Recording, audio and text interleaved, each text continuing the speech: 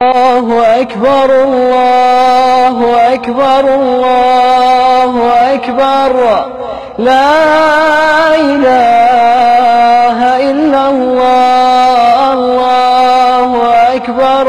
بسم اللہ الرحمن الرحیم. اگر کوئی شخص مال کی کمی کے باعث قربانی کی استطاعت نہیں رکھتا تو اسے دل برداشتہ نہیں ہونا چاہیے. حضرت عمر بن عاص رضی اللہ عنہ سے مروی ہے کہ سرکار دو عالم صلی اللہ علیہ وسلم نے ارشاد فرمایا کہ عید الاضحیٰ کی 10 تاریخ اسے ہمارے لیے عید قرار دیا گیا ہے اور اس دن مجھے قربانی کرنے کا حکم دیا گیا. تو ایک شخص تھے، ایک صحابی تھے، انہوں نے عرض کیا یا رسول اللہ، اگر میرے پاس منیحہ کے علاوہ کوئی اور جانور نہ ہو تو کیا میں اس کی قربانی کروں؟ منیحہ اس جانور کو کہا جاتا ہے جسے کوئی شخص کسی دوسرے کو دے دے تاکہ دوسرا اس کے دودھ سے نفع حاصل کرے.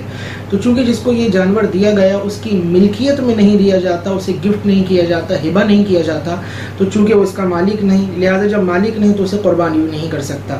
تو صحابی نے سرکار کی خدمت میں ہی عرض کی تھی یا رسول اللہ، اگر میرے پاس یہ جانور ہے، اس کے علاوہ کوئی دوسرا نہیں، تو کیا میں اس کی قربانی کر دوں؟ سرکار نے فرمایا نہیں، آپ اس کی قربانی نہ کیجیے، بلکہ اس روز میں آپ اپنے ناخن ترشوائیے، اپنی مونچھیں ترشوائیے، اپنے بال کتروائیے، اور جو غیر ضروری بال ہیں انہیں آپ دور کیجیے. اللہ تعالیٰ اسی میں آپ کی قربانی قبول فرما لے گا، یعنی اس کے بدلے اللہ تعالیٰ آپ کو قربانی کا ثواب عطا فرمائے گا. تو دیکھیے رحمت للعالمین صلی اللہ علیہ وسلم کے کرم کے صدقے ہمیں کیسی نعمت حاصل ہوئی کہ اگر کوئی شخص مالی وسعت نہ رکھتا ہو لیکن پھر بھی اسے قربانی کا ثواب حاصل ہو رہا ہے اگر وہ ان چیزوں کو فالو کر لے.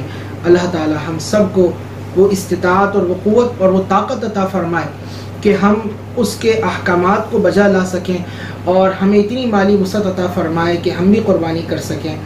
آمین بجاہ النبی الامین صلی اللہ علیہ وسلم.